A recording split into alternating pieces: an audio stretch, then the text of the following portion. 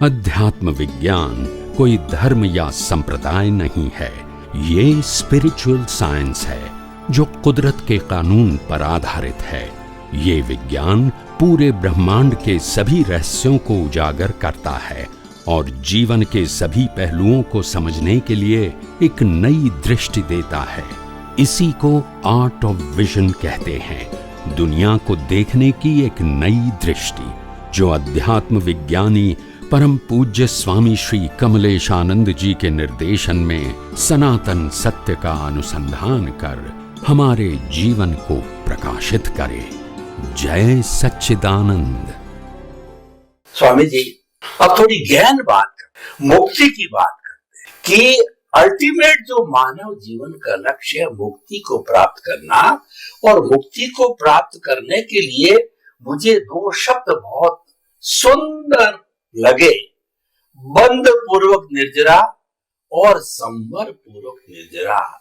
बंध पूर्वक निर्जरा होती है वो संसार भ्रमण के लिए होता है, अगर शुभ भाव हो तो सद्गति, अशुभ भाव हो तो दुर्गति, और संवर पूर्वक निर्जरा के अंदर तो वो सीधा मुक्ति का मार्ग है, मोक्ष के लायक और सहायक है। तो हमारे मुमुक्षुओं ने, हमारे महात्माओं ने मुझे ये फोन करके बताया कि बंध पूर्वक निर्जरा और संवर पूर्वक निर्जरा का गहराई से अध्ययन हम स्वामी जी के मुखारबिंद से सुनना चाहते हैं, तो कृपया दोनों का आप गहन स्पष्टीकरण दीजिए। प्रश्न के लिए धन्यवाद। निर्जरा का मतलब होता है व्यय होना, व्यतीत होना, पास होना, उसका तो निर्जरा का ये मीनिंग है। डिस्चार्ज भी बोल सकते हैं। तो निर्जरा तो हर इंसान के लिए कंपलसरी है, ये कोई पुरुषार्थ नहीं है, ये मैकेनिकल प्रोसेस है। मगर वो निर्जरा होते समय उसका आंतरिक पुरुषार्थ क्या है वो इंपॉर्टेंट है। वहां बंध और संवर शब्द लागू होता है, बाहर की अवस्था को सिर्फ निर्जरा शब्द लागू होता है, और अंदर से की अवस्था को बंध या संवर शब्द लागू होता है।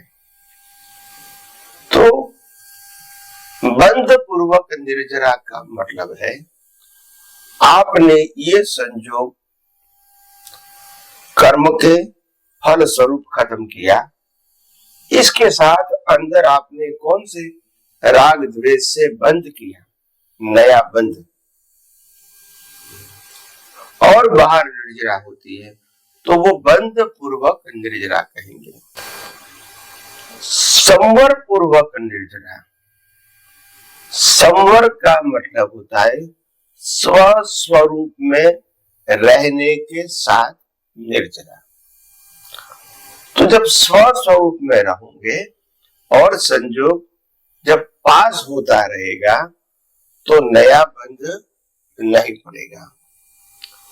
तो बंध पूर्वक निर्जरा वो चारों गति के लिए है, और संवर पूर्वक निर्जरा वो मुक्ति के मार्ग में आगे बढ़ने के लिए है।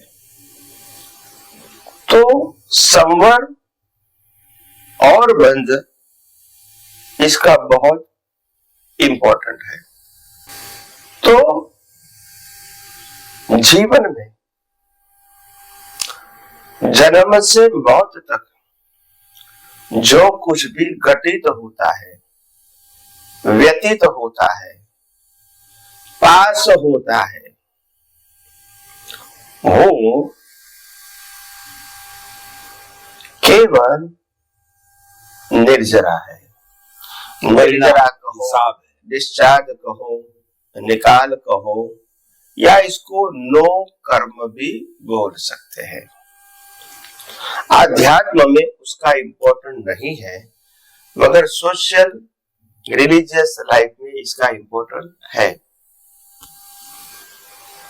आध्यात्म के मार्ग में अंदर की आपकी जागृति कहो, पुरुषार्थ कहो, परिणति कहो, लक्ष्य कहो, वो क्या है? वो डिस्चार्ज के समय, निर्जरा के समय आपकी इंटरनल अवेयरनेस क्या है, उसकी वैल्यू आध्यात्म में है। अगर वो बंद पूर्वक निर्जरा होती है, अंदर बंद डालते हैं राग द्वेष के कर्म के, और बाहर निर्जरा होती है, तो वो चारों गति में घूमने का एक रास्ता है।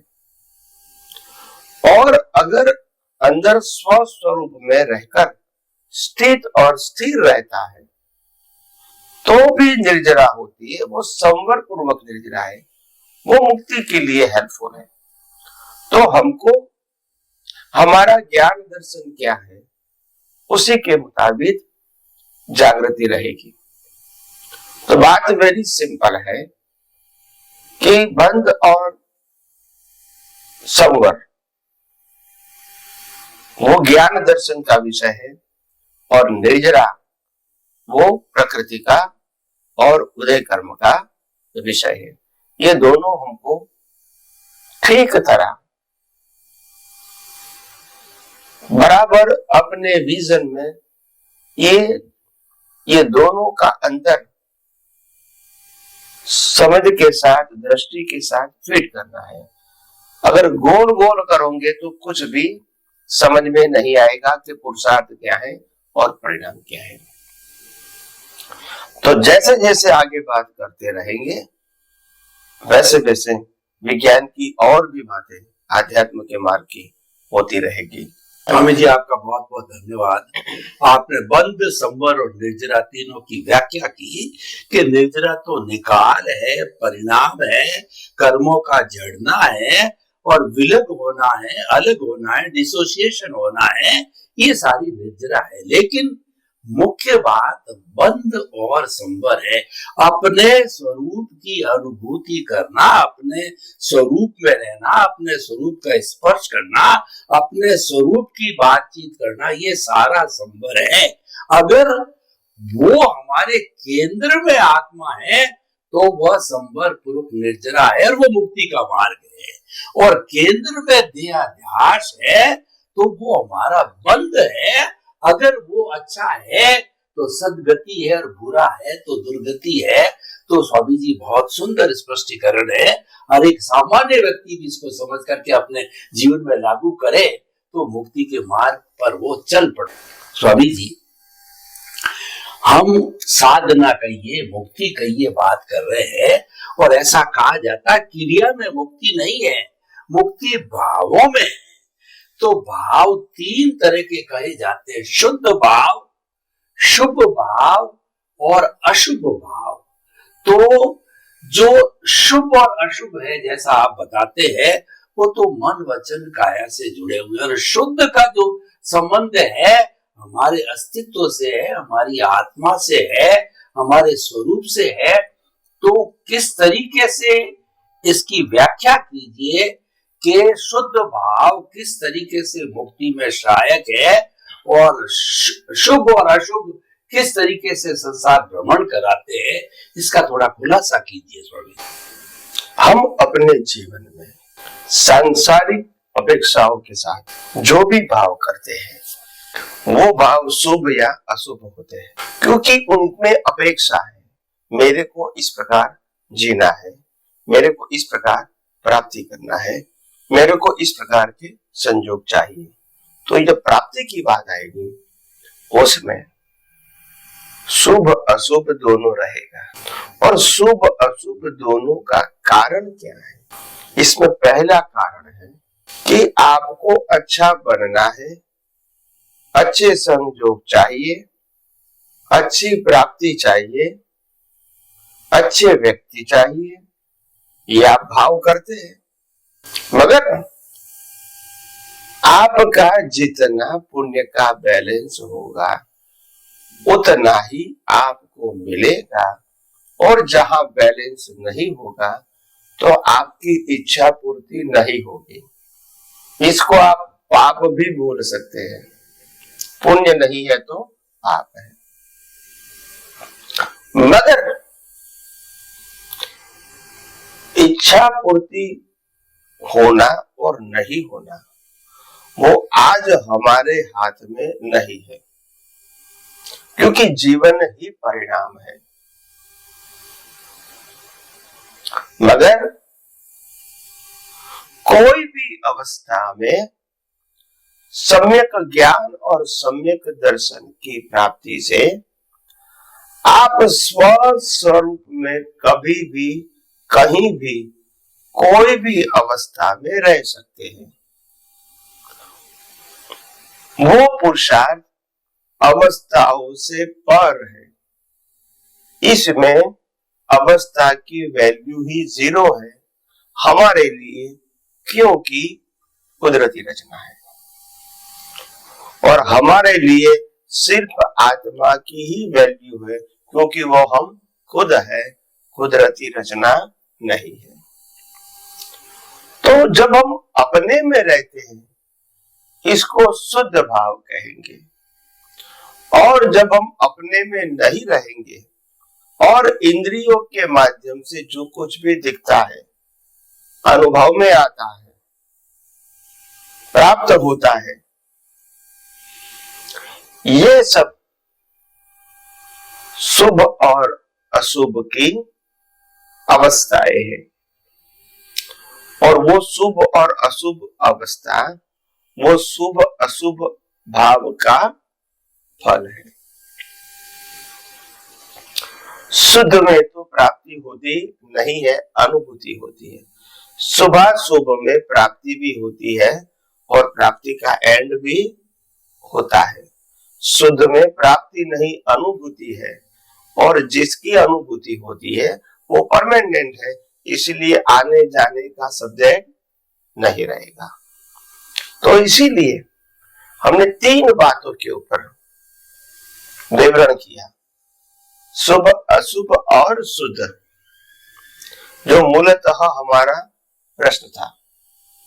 और ये प्रश्न इतना सरल और सहज है कि आम आदमी इसको अगर एक्शन के रूप में समझना चाहेंगे तो तकलीफ होगी, और इसीलिए उसको ज्ञान दर्शन के रूप में समझना है, ताकि आप पुरुषार्थ में उसको हेल्प करें। परिणाम जो है वो तो मैकेनिकल है, मगर पुरुषार्थ मैकेनिकल नहीं है। तो शुभ अशुभ जो भाव है वो हम जागृति से करें ताकि अशुभ भाव न हो जाए, और इससे भी आगे जाना है तो शुद्ध भाव में रहे, यानी अपने स्वस्वरूप में रहे। समझना जरूरी है, बाद में पुरुषार्थ के रूप में आप उपयोग करोगे तो अनुभव भी होगा। तो आइए हम सब आध्यात्म विज्ञान में और सारी बातें आगे आगे करें। स्वामी जी आपका बहुत बहुत धन्यवाद। बड़ी सरल भाषा में कहें, जहां प्राप्ति की बात है वहां शुभ और अशुभ है, और जहां प्राप्ति नहीं है, प्राप्ति का खाना ही नहीं है, बिल्कुल काट दिया, कोई कामना नाम की चीज नहीं है, वह शुद्ध भाव है। और वो अनुभूति है, वो अपने स्वभाव में रमण करना है, अपना स्पर्श करना है, अपने आप में रहना है और स्वानुभूति करते करते आगे बढ़ना है। ये तो बिल्कुल अलग खाना हो गया, जिसके अंदर कोई कामना नहीं। परंतु इंसान गृहस्थी भी है, शरीर भी है, कामना जहां करता है वहां शुभ और अशुभ होता है। तो शुभ और अशुभ तो जड़ से जुड़ गया, और शुद्ध है वो चेतन से जुड़ गया। तो दोनों के दायरे अलग अलग हैं। तो इसीलिए जड़ में मन वचन काया से जुड़ी हम, कामना किससे होगी? मन वचन काया से होगी, क्योंकि हमारा देहाध्यास सेंटर में है। तो जो भाव, अगर अच्छे भाव किए तो शुभ होंगे और बुरे भाव किए अशुभ होंगे। बिल्कुल सिंपल गणित है, बिल्कुल सिंपल समीकरण है। तो इसीलिए कुल मिलाकर के जो मुक्ति चाहते हैं महात्मा, उनको शुद्ध भावों में स्वरूप में रहना है।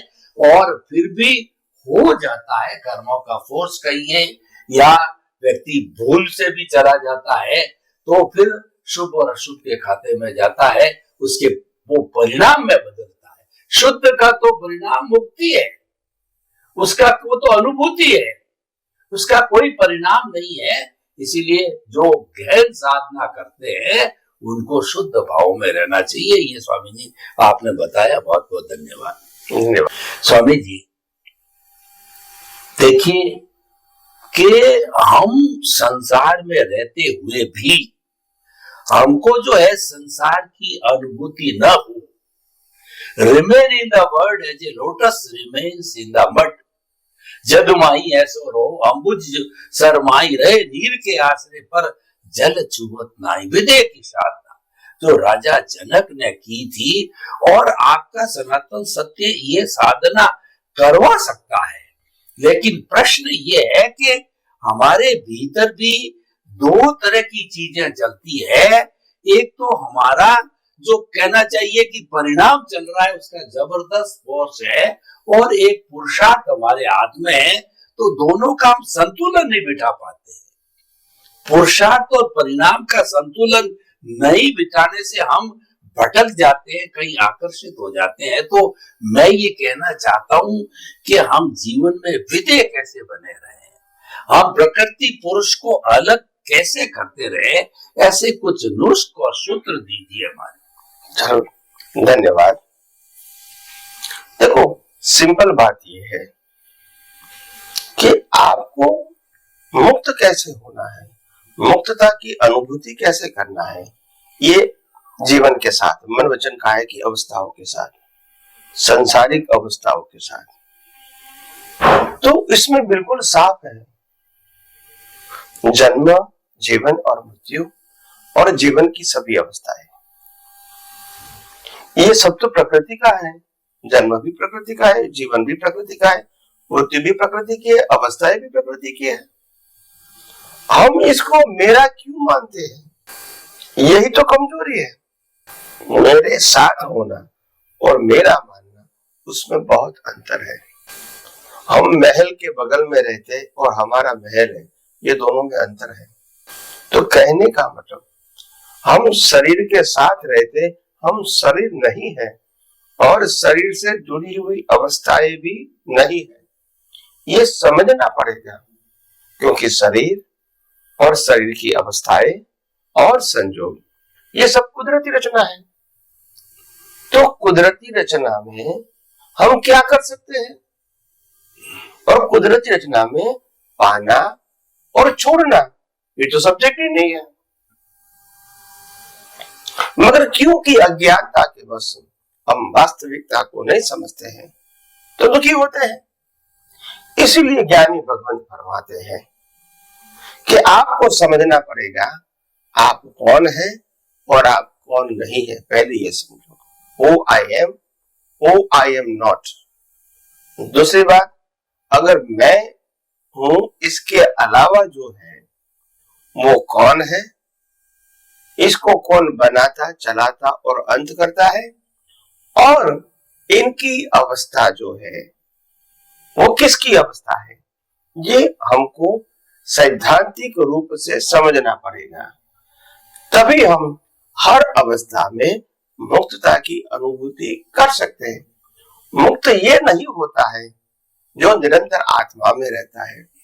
मुक्त ये होता है आत्मा के सिवाय जो भी अवस्था है वो मेरी नहीं है, वो पहली मुक्ति है। और आत्मा की अनुभूति होना वो अंतिम मुक्ति है। और पहली मुक्ति के बिना अंतिम मुक्ति संभव नहीं।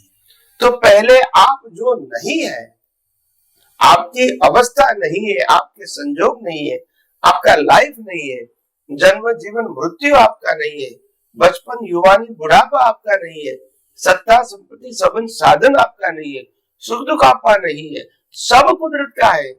ये तो पहले समझो और कुदरत की अवस्थाओं से मुक्त रहो, ये पहली मुक्ति है। दूसरी मुक्ति तो बाद में अपने आप आएगी। तो ये पहली मुक्ति के लिए मन वचन काया उनकी अवस्था को कुदरती रचना देखना पड़ेगा, समझना पड़ेगा, अनुभव करना पड़ेगा। तो फिर सनातन यानी जन्म मरण से मुक्ति बाद में होगी, आत्मा की अनुभूति बाद में होगी। इसीलिए आइए हम सब आगे जाके आध्यात्म के विज्ञान के बारे में और ज्यादा समझने की कोशिश करेंगे और ज्यादा डिटेल बात में विज्ञान समझाते रहेंगे, जैसे हमारा और आपका जीवन भी मंगलमय रहे। स्वामी जी आपका बहुत बहुत धन्यवाद। जो लोग विशेष साधना करना चाहते हैं उनके लिए आपने सूत्र दिया कि पहली मुक्ति ये जो आप नहीं हो उसकी अनुभूति करो, तो आप हो उसकी अनुभूति अपने आप होती है। बहुत सुंदर समाधान दिया स्वामी जी, आपका बहुत बहुत धन्यवाद।